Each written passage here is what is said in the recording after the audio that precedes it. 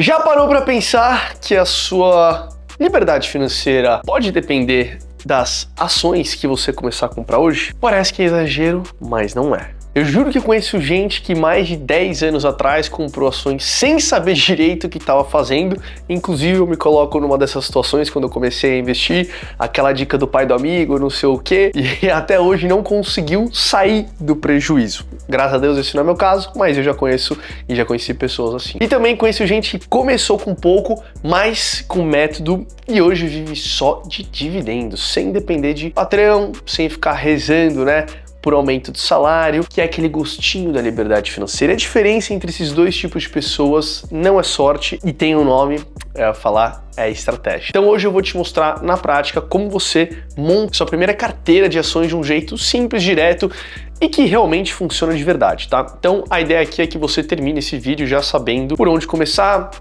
como escolher boas empresas, como organizar os pagamentos, né, e ter uma renda ali quase todos os meses, e o mais importante, como evitar algumas armadilhazinhas, né, que fazem a maioria das pessoas desistirem da bolsa de valores logo no início, porque é um ambiente aí de risco e de muita volatilidade, e realmente é um ambiente onde o filho chora e a mãe não escuta. Sejam bem-vindos ao meu canal Filho Rico. Eu me chamo Matias e minha missão aqui é ajudar vocês a investirem de forma transparente e inteligente. Então, antes da gente mergulhar um pouquinho mais no conteúdo, já dá aquela fortalecida, já solta aquele like maroto, já se inscreve no canal, ativa o sininho para o YouTube me ajudar e te entregar os vídeos. Não é por ego, é porque isso faz o YouTube entregar o vídeo para mais gente e fortalece, obviamente, a nossa comunidade de investidores. A primeira coisa que você precisa entender é que uma carteira de ações não é um monte de papéis jogados numa gaveta. Ela é um conjunto de empresas que juntas elas formam sua fonte de renda e do crescimento patrimonial. Então você precisa ter um certo equilíbrio, tá? Então para começar, eu gosto de trabalhar com uma regra ali. Não vamos falar uma regra, mas é uma maneira de você seguir um norte, tá? 80-20. E o que isso quer dizer, Matias, 80-20? 80% da sua carteira vai ser formada por empresas sólidas de setores perenes que têm históricos, bons históricos de pagamento de dividendos de forma consistente. E esses ativos são a base que dá a sua segurança e aguenta o tranco nas crises, por justamente o nome já entrega pra gente, setores perenes, empresas aí que tem uma previsibilidade maior, e as empresas normalmente são empresas gigantescas, são conhecidas como as blue chips, ou seja, Itaú, Vale, Petrobras, Bradesco, enfim, empresas sólidas que não estão em fase de crescimento. E a gente pode colocar os outros 20% ali para empresas com potencial de valorização acima da média, que são conhecidas como as small caps, mas que também distribuem alguns dividendos de vez em quando, não é aquela política da empresa, mas às vezes pode surpreender. E aqui você dá um tempero, né, obviamente, de crescimento e aproveita também algumas oportunidades, apesar de ter um risco muito maior. Agora, antes de você sair escolhendo algumas empresas, a gente tem que falar sobre alguns critérios, tá? E deixa eu te falar um site que eu gosto de olhar isso. Eu vou passar com vocês aqui rapidinho. Então, existem vários sites que a gente pode pesquisar, indicadores, análise de empresas. Então, existem vários sites que a gente pode pesquisar, indicadores, análise de empresas, mas tem um site que é bem conhecido, que é o Fundamentos. Então aqui você, vamos o Banco do Brasil, que é o banco que está sendo mais falado recentemente. Mas enfim, então aqui na Fundamentos você vê absolutamente tudo sobre as empresas. Então aqui você vê aqui, Banco do Brasil, o setor bancário, obviamente, aqui o volume médio de negociação, o valor de mercado da empresa, o último balanço processado, o número de ações, e aí que você vê os indicadores que eu vou passar aqui para vocês, que aí, P sobre VP, PL, dívida líquida sobre EBITDA, que mostra quanto endividamento, quão endividada a empresa tá, EBITDA, dividend yield, enfim, você tem uma série de indicadores, e esse aqui é um dos sites mais tradicionais que você pode encontrar, e aqui, obviamente, você, YouTube 4, aqui você pode pesquisar o banco que você quiser, a empresa que você quiser, e você tem esses dados, caso você busque esses indicadores financeiros, tá? Aqui, Itaúzão, lucro por ação 3,8, VPA, P sobre VP, e aí você pode dar uma brincada aqui, enfim, acionistas, administração, fatos relevantes, recompras de ações, balanços em Excel, então você pode baixar. Você tem uma porção de coisas. Além do fundamentos, Status Invest, vamos colocar BBAS3. O Status Invest também é um site que tem uma interface super fácil também, que você vê a cotação já do ativo. Esse aqui é o Banco do Brasil. Eita. E aí você vai descendo aqui, obviamente você tem as assinaturas prós que você pode, né, e receber mais recomendações e etc. E aqui tem todos os indicadores aí, Dividend Yield, PL, P sobre VP, LPA, indicador de rentabilidade, ROI, EBITDA, tudo que você pode imaginar. Aí mais ou menos o mapa, né, que eles dão ali dos proventos que eles distribuem, né, então eles pegam os históricos e você consegue ver como, quando, né, qual a periodicidade que eles distribuem os dividendos, isso que a gente vai falar já também aqui com vocês, para vocês. Enfim, e aí você pode dar uma brincada nesses dois sites que eles são super completos, tá? Se você busca, né, isso aqui, são dois sites que eu gosto bastante. Agora vamos falar um pouquinho desses indicadores, esses critérios, tá? Dado o que eu falei aqui para vocês do 80-20, tá? Então vamos falar primeiro do payout mínimo de 25%. O que isso significa, Matias? Significa que a empresa se compromete a distribuir pelo menos 1/4 do lucro para os seus acionistas. Se não tiver isso, corre o risco de você ficar meses sem ver um centavo de dividendo. Vamos colocar um exemplo, a empresa lucrou 100 mil reais, o payout aí é a distribuição que eles vão ter de 25 mil reais para os seus acionistas, tá? E eles distribuem isso através ou de JCP, que é juros sobre capital próprio, ou via dividendos, que é a maneira mais tradicional no Brasil, como a gente ainda não tem imposto sobre dividendos, sobre a distribuição de dividendos. Não vou nem falar muito pro Taxad não escutar a gente aqui, mas enfim. E o segundo critério é a margem de segurança aí de pelo menos 20% no preço, né? Então a margem de segurança é o desconto que você exige para comprar a ação abaixo do que ela realmente vale. Por exemplo, se o preço justo de uma ação é de 10 reais, você só compra se ela estiver custando ali no máximo 8%. Lembre que eu vou falar, gente, nada desse vídeo aqui é uma regra.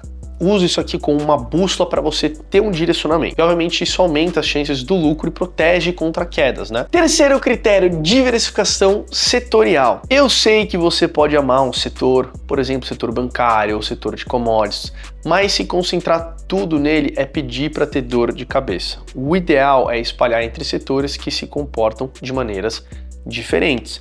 No meu treinamento dos 10 a 100.000, eu passo de uma maneira muito mais a fundo e explico para vocês como vocês devem tomar suas decisões mais na ponta do lápis. E tem uma imagem que eu gosto bastante, que é o acompanhamento de 4 ações: Santander, Bradesco, Itaú e Banco do Brasil. Cara, normalmente, se vem uma notícia que afeta o setor bancário, e você tem as 4 ações vão ser afetadas. Então o que a gente tem que buscar são empresas de setores diferentes. O que você precisa se atentar para escolher ações, e não só ações, mas qualquer outros ativos, é buscar uma correlação negativa de ativos. E aqui que entra o conceito de setores perenes, tá? Esses são setores que dificilmente vão sumir ou sofrer quedas muito bruscas por tempo, né? Mesmo em crise, por exemplo, os bancos, energia elétrica, saneamento, seguros e telecomunicações são os setores mais reconhecidos no mercado como são os perenes. Você pode até economizar, por exemplo, no ar-condicionado, mas você não vai deixar de pagar a conta de luz, por exemplo, né? Você pode cancelar um streaming, mas vai continuar usando a internet e o telefone. Então assim, independente de quanto aperte esse orçamento, tem coisas que você vai continuar usando, né? Por exemplo, banco, seguro, saneamento básico.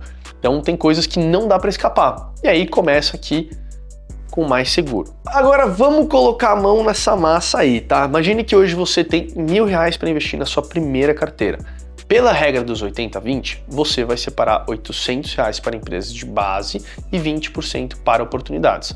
Nos R$800 você pode colocar, por exemplo, ali R$200 em Banco do Brasil, R$200 em CEMIG e R$200 em, por exemplo, a Vale ou, cara, um Porto Seguro. Distintos. Assim, no máximo, estourando. Para não falar 2 empresas de setores diferentes. Um, por exemplo, bancão e outro, por exemplo, telecomunicação, a Vivo. Vou dar um exemplo aqui para você, tá? Que é muito pouco dinheiro para muito ativo. Então, se você colocar muito ativo em um pouco dinheiro, você vai estar polarizando. Se você tivesse R$100.000 e quisesse investir em 4, 5 ativos, beleza, muito mais coeso que você ter R$1.000 e querer investir em 10 ativos. É isso que eu quero dizer para você. E aí com isso você já tem, por exemplo, um banco ali, uma elétrica, Então você está cobrindo setores fortes que pagam bem e esses ativos eles vão te dar pagamentos ao longo do ano e estabilidade. Nos R$200, que são os outros 20%, no exemplo de R$1.000 que a gente está pegando aqui, de oportunidade, aí você pode colocar, por exemplo, R$100 ali, por exemplo, numa small cap promissora e, por exemplo, R$100 ali numa empresa de commodities descontada, como, por exemplo, Vale, Petrobras ou a depender do ciclo do mercado. E essas duas podem te dar uma valorização no preço, além de dividendos gordos em determinados anos. Mas, mais uma vez, a gente tem que lembrar do conceito de diversificação e não polarização. Não adianta nada você ter R$1.000 e ter 10 empresas. R$1.000, coloca em uma, duas, três no máximo, e aí você vai enchendo o mesmo pote ao longo do tempo. Distribuir em dividendos, vai lá e compra um pouquinho mais. Pintou uma outra oportunidade, enfim, vai fazendo esses movimentos. Mas Matias, quando eu sei quando é a hora de comprar? Essa é a pergunta de ouro e a resposta é: você precisa acompanhar o preço teto que está disposto a pagar por cada ação e só comprar quando ela estiver abaixo dele. Aqui, gente, eu tô colocando numa maneira geral, tá? Não dá para eu entrar na vírgula aqui com vocês. E esse preço teto ele pode ser calculado com base no valuation da empresa, que é a estimativa de quanto ela vale de verdade, considerando os lucros, o crescimento, dívida, entre vários outros fatores. É basicamente você colocar um fluxo de caixa futuro, trazer ele para presente e falar, puta, a empresa vale isso. É basicamente isso o valuation, é tentar achar o valor justo dela. E aí, se você não sabe calcular, pode usar as ferramentas e relatórios de análise que já trazem esse número pronto, mas sim, você não pode confiar cegamente. Usa como referência. Se vocês estiverem buscando uma casa de análise, eu vou deixar aqui no comentário o meu cupom e o link para a casa de análise que eu assino. E tem mais! Para quem quer renda mensal, é importante olhar o histórico de pagamento de cada empresa. Como eu mostrei aqui para vocês, tanto na Fundamentos como na Status Invest e também tem outros sites, você pode utilizar esse serviço. Vou te dar um exemplo. O Banco do Brasil, ele costuma pagar em fevereiro, em março, em julho, agosto, setembro e dezembro. A Taesa, por exemplo, ele paga em outros meses. Então, se você combinar empresas com meses diferentes, você consegue preencher quase todo o calendário. É como se a gente montasse um quebra-cabeça de dividendos, e obviamente que vai ter meses mais fortes, meses mais fracos. Puta, vai ter um mês que vai ter uma distribuição de dividendos extraordinários, e eles vão aumentar o dividendo em 2%, sei lá, vai ter um caso extraordinário, entendeu? Mas o objetivo é tentar não ter meses zerados. E atenção, tá? Não vamos cair na tentação de colocar, mais uma vez, em 30 empresas só para ter dividendos todos os meses. Isso vai deixar a sua carteira confusa, vai deixar a sua carteira polarizada e vai diminuir seus aportes. 3, 4, 5 empresas bem escolhidas, você já consegue uma boa diversificação e também controle. Agora vamos falar de análise prática. Antes de colocar uma empresa na carteira, você tem que olhar para alguns indicadores básicos, tá? Lucro líquido crescente ou estável, dívida controlada, de preferência menor do que o patrimônio, retorno sobre o patrimônio, que é o ROI, acima dos 10% histórico de dividendos pagos. Se a empresa cumpre esses pontos e ainda está em preço atrativo, é uma forte candidata para estar na sua carteira. E agora uma outra dica aqui para vocês, tá? Tenta ter um registro ou uma certa organização da sua carteira, tá? Que seja uma planilha com acompanhamento com o nome da empresa, setor, quantidade, número de ações, o preço médio que você comprou, a data de pagamento, porque o preço médio é basicamente, puta, comprei há um ano atrás ao preço 18 e comprei aqui agora ao preço 20 e é o preço médio que você vai ter, tá? Data de pagamento dos dividendos, por percentual de participação da carteira, isso vai te ajudar a visualizar onde está concentrado e o que você precisa reforçar. E mais um ponto muito importante, tá? Não dá para falar de carteira sem falar de aportes, tá? O segredo para você construir um patrimônio não tá só nas escolhas das empresas, tá? Porque provavelmente você não vai trabalhar com isso, mas na constância dos investimentos que você fazer nos seus aportes. Então é sempre importante você definir um aporte que você vai investir todos os meses e, cara, leva isso com um objetivo sério na sua vida e tenta cumprir isso, né? Como se realmente fosse uma coisa obrigatória. E com o tempo, os aportes e os dividendos reinvestidos vão acelerar o crescimento do seu patrimônio e, consequentemente, você vai começando a ganhar um gostinho a mais de sempre querer ter mais. Uma coisa importante é você ter um rebalanceamento da sua carteira. Com o tempo, algumas ações vão subir mais, vão ocupar uma porcentagem maior da sua carteira, E aí, e outras também podem cair e vice-versa, ficar com peso menor, maior, igual, etc. Se você não ajustar, você pode acabar com 40% da carteira num único ativo sem perceber. Por exemplo, na minha carteira pública, eu comecei com Bitcoin com uma posição menor, cara, e ao longo do tempo ela pegou quase 50% da minha carteira. A minha última movimentação, cara, vendi toda a minha posição do Bitcoin e botei lucro no bolso. Um exemplo para você entender. Ela começou com uma baixa porcentagem, de tanto que ela cresceu, ela pegou uma porcentagem tão grande na minha carteira que eu falei, opa, isso aqui tá muito além da estratégia que eu gosto, que eu defini, não é que eu gosto da estratégia que eu defini, e falei, isso aqui precisamos consertar. Obviamente tem o timing, o mercado, cara, comprei 17 mil, vendia 123 mil, botei o lucro no bolso, paguei imposto, enfim, teve toda uma organização, mas é só um exemplo para você entender. Então, de tempo em tempo, você pode rebalancear vendendo ou comprando mais das que subiram do que das que caíram, tá? E aí você define um peso aí do que mais faz sentido para o seu perfil.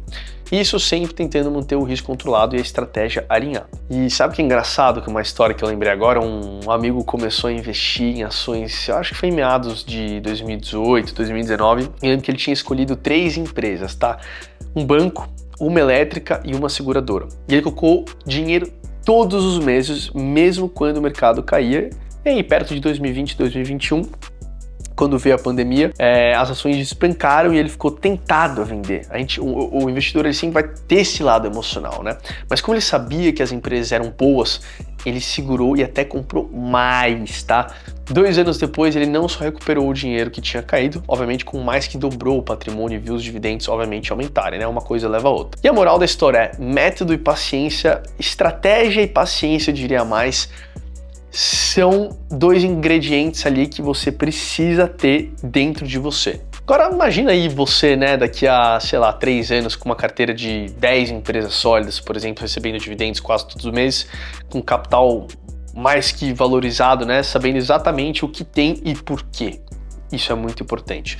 Obviamente isso não é sorte, isso é resultado e é uma maneira de você começar certo com uma estratégia certa, né? E se você quer seguir os passos que eu te mostrei hoje como exemplo dos 80-20, entre a base ali e a oportunidade, do payout mínimo, margem de segurança, setores perenes, calendário de dividendos, análise de fundamentos, aportes regulares e rebalanceamento, você já vai estar muito à frente de muitos investidores iniciantes.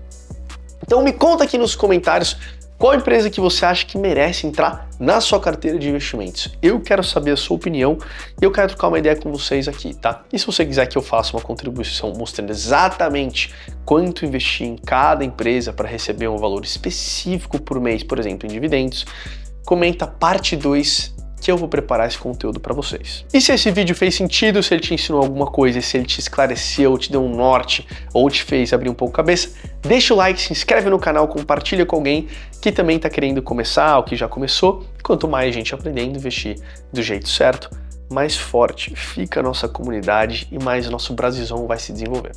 Então é isso, galera. Um abraço e até o próximo vídeo.